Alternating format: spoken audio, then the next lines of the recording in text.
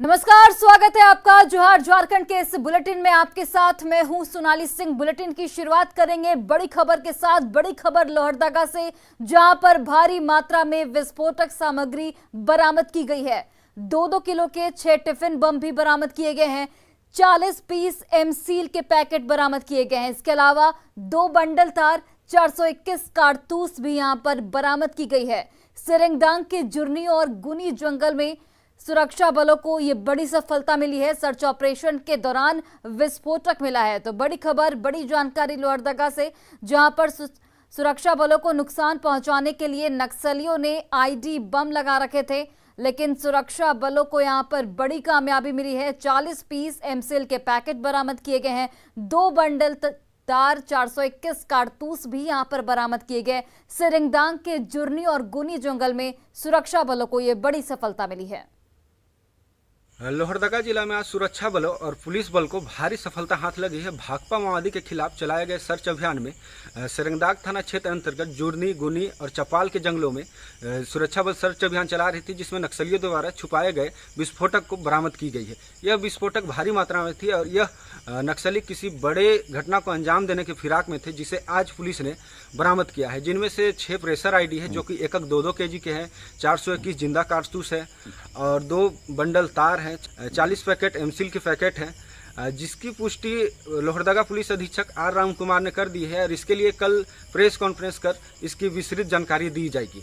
नक्सलियों के खिलाफ लगातार लोहरदगा पुलिस अभियान चला रही है। पिछले फरवरी माह में ही ऑपरेशन डबल बुल के नाम से एक अभियान चलाई थी, जिसमें नक्सलियों को काफ़ी नुकसान हुआ था और यह भी जो सफलता हाथ लगी है, यह देखा जाए तो झारखंड के साथ साथ लोहरदगा के लिए भी एक बड़ी सफलता है, जिसमें नक्सलियों के मंसूबे को नाकाम करने के लिए काफ़ी है। न्यूज़ 18 के लिए आकाश साहू, लोहरदगा। और अब हादसे की एक ऐसी खबर आपको दिखाते हैं जिसे देखकर आपकी सांसें थम जाएंगी। हादसे की यह तस्वीर रामगढ़ रांची मेन रोड के पटेल नगर के पास की है, जहां एक बेकाबू ट्रेलर सड़क से उतर गया और आगे खड़े बुलडोजर में जोरदार टक्कर मारते हुए एक दुकान में जा घुसा, जिससे दुकानदार नरेश साफ की मौके पर ही दर्दनाक मौत हो गई। तस्वीरों में आप साफ तौर पर देख सकते हैं कि कैसे एक बेकाबू ट्रेलर अपनी बाईं तरफ सड़क से उतरकर पहले आगे खड़े बुलडोजर में जोरदार टक्कर मारता है और एक दुकान में जा घुसता है। इस दौरान ट्रेलर के केबिन के भी परखच्चे उड़ गए, जिसमें ड्राइवर और उसका जो खलासी था वो भी गंभीर रूप से जख्मी हो गया। हादसा कितना भीषण था, वहां पर उठे धूल के गुब्बार को देखकर आप समझ सकते हैं। और मौत की रफ्तार का खौफ ऐसा कि आगे पेट्रोल पंप पर खड़े लोग भी बाइक पटक कर जान बचाने के लिए भाग निकले। हादसे के बाद काफी मशक्कत के बाद दूसरे गुमटे में दबे दूसरे व्यक्ति को यहां पर निकाला गया और हादसे के बाद करीब 3 घंटे तक रोड पूरी तरह से जाम रहा। और चलिए अब आपको हादसे की 2 तस्वीरें दिखाते हैं। एक में कैमरे में कैद हुई हादसे की तस्वीर को देखिए और दूसरी हादसे के बाद दुर्घटनाग्रस्त गाड़ी को हटाने के लिए चलाए गए रेस्क्यू ऑपरेशन की तस्वीरें। तो तूफान की रफ्तार से यहां पर मौत आई। पहले बुलडोजर को टक्कर और उसके बाद दुकान में ट्रेलर घुसा, जिसमें जो दुकानदार था उसकी मौके पर ही दर्दनाक मौत हो गई। खबर जामताड़ा से, जहां पर मिड डे मील में कीड़ा मिलने के बाद बच्चों ने खाना खाने से इनकार कर दिया, जिसके बाद अभिभावकों ने स्कूल में जाकर जमकर हंगामा किया। मामला उत्क्रमित उच्च विद्यालय बेवा का है, जहां प्लेट में कीड़ा मिलने के बाद अभिभावकों ने विद्यालय प्रबंधन समिति पर मिड डे मील के संचालन में लापरवाही का आरोप लगाया और तुरंत यहां खाना बनाने वाली महिला को हटाने की मांग की। इस मामले में स्कूल के प्रधानाध्यापक ने भी बच्चे के खाने में कीड़ा मिलने के लिए रसोइया और संयोजिका को जिम्मेदार ठहराया है और उसके खिलाफ जिला शिक्षा पदाधिकारी से शिकायत की जाएगी। एक कीड़ा एक बच्चे के थाली से मिला, जो कि बच्चा हम लोगों को लाके दिखाया सभी के सामने।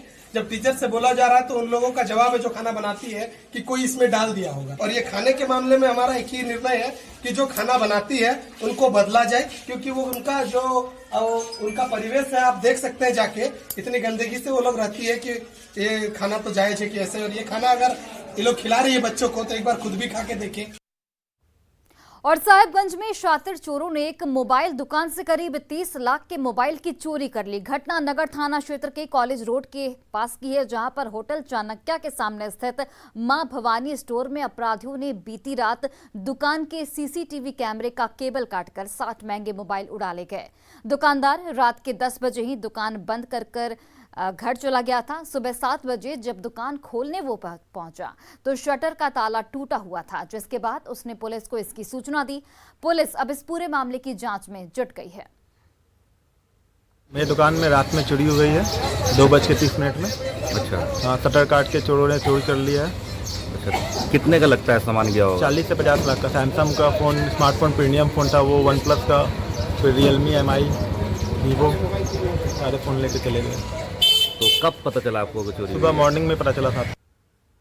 और रांची में रविवार को हुई बीजेपी की विश्वास रैली में आने वाले सभी लोगों का बीजेपी ने आभार जताया है। वहीं इस रैली को लेकर कांग्रेस जेएमएम की आपत्ति पर झारखंड बीजेपी के अध्यक्ष दीपक प्रकाश ने तंज कसा है। दीपक प्रकाश ने कहा कि चुनाव मांडर में हो रहा है, लेकिन रांची में आचार संहिता का उल्लंघन कैसे हो गया।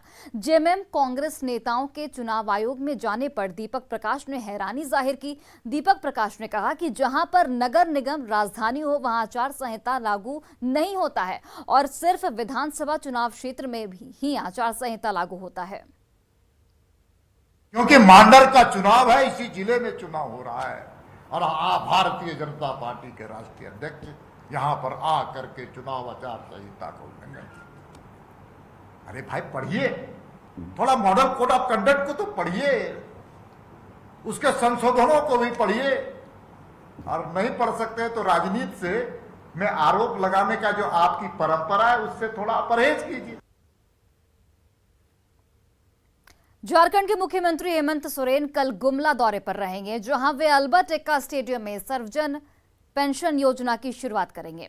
इसके साथ ही कल्याण विभाग के विभिन्न योजनाओं के साथ साथ लाभुकों को परिसंपत्ति का भी वितरण किया जाएगा और कुछ युवाओं विभिन्न सेवाओं के लिए भी नियुक्ति पत्र भी देंगे। मुख्यमंत्री के कार्यक्रम को लेकर स्टेडियम में व्यापक तैयारी की गई है।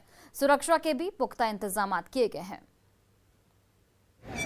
कल माननीय मुख्यमंत्री महोदय का एक यहाँ पर शुभारंभ कार्यक्रम है, जिसके तहत सर्वजन पेंशन योजना का जो है उसका शुभारंभ एक विशेष अभियान का किया जा रहा है, जिसके माध्यम से जो भी छूटे हुए व्यक्ति हैं उसकी एक योजनाबद्ध तरीके से हम लोग सभी को चिन्हित करते हुए अति शीघ्र तुरंत ही हम उन लोग को पेंशन पत्र जो है वो निर्गत करेंगे।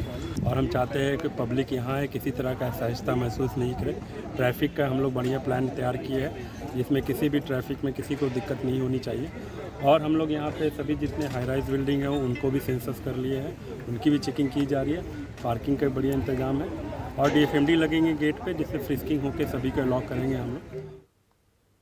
और रामगढ़ के CCL स्थित लपंगा गांव के लोग पानी की समस्या से बेहद परेशान हैं। गांव के लोग कई सालों से डैम के पाइपलाइन पर निर्भर हैं। ये रिपोर्ट देखिए।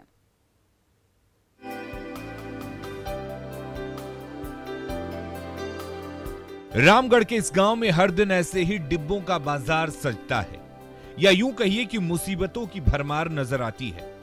तभी तो सभी के डिब्बे एक ही तरह के नजर आते हैं। CCL बड़का सयाल के लपंगा गांव में सूरज के जगने से पहले ही पानी की खोज यात्रा शुरू होती है, जो यहां पर आकर खत्म होती है।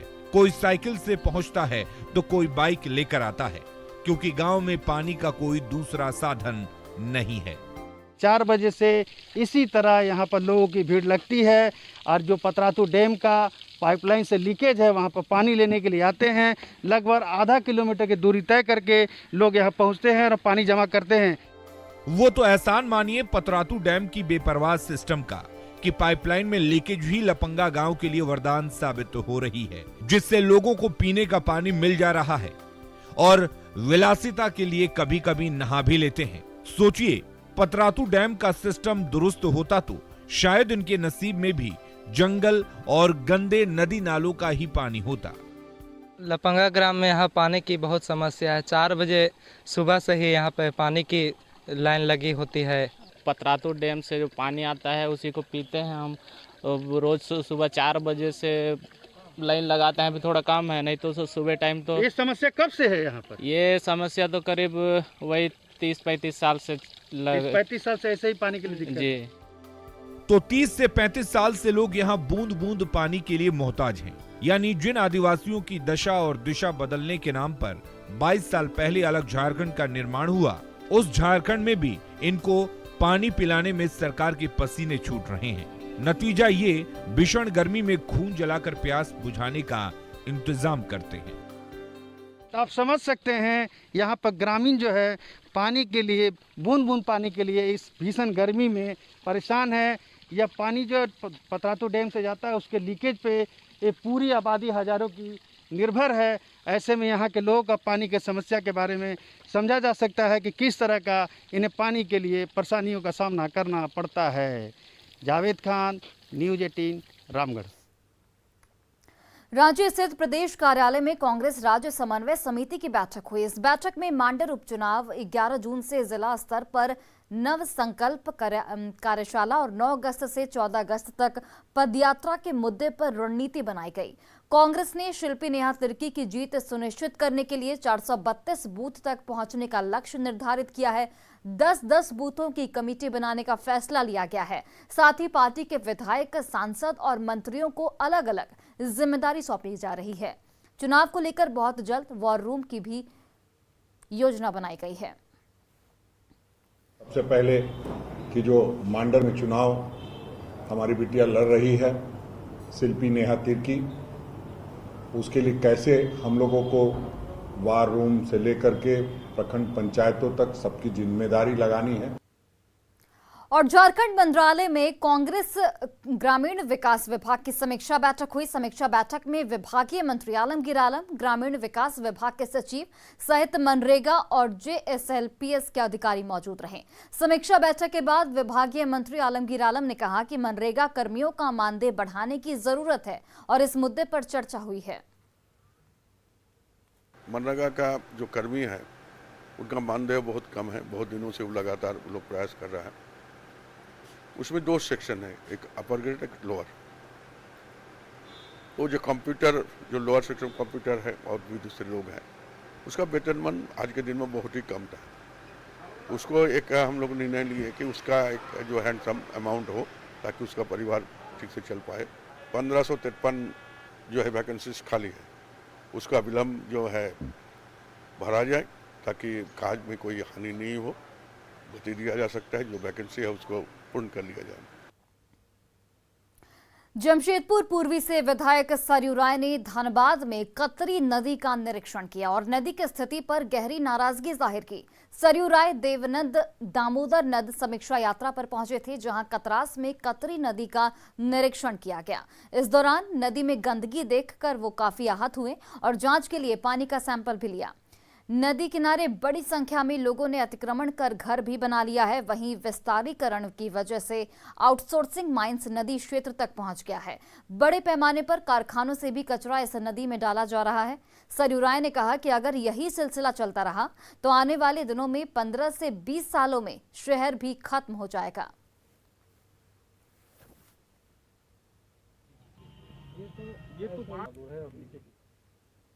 और चलिए अब देखते हैं झारखंड 2020।